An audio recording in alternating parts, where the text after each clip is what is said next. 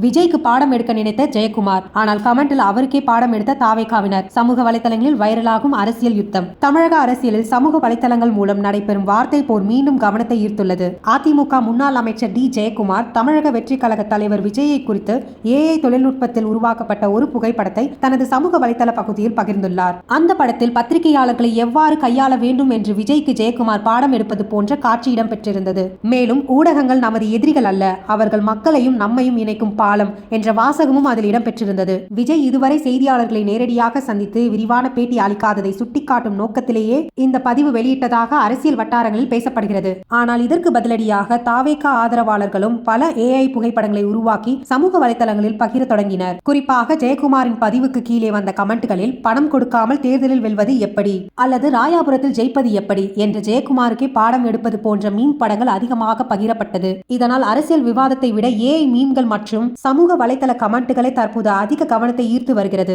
அரசியலில் இது போன்ற AI மீன்கள் சரியா அல்லது முக்கிய பிரச்சனைகள் பற்றி கட்சிகள் பேசணுமா? உங்க கருத்தை கமெண்ட்ல சொல்லுங்க.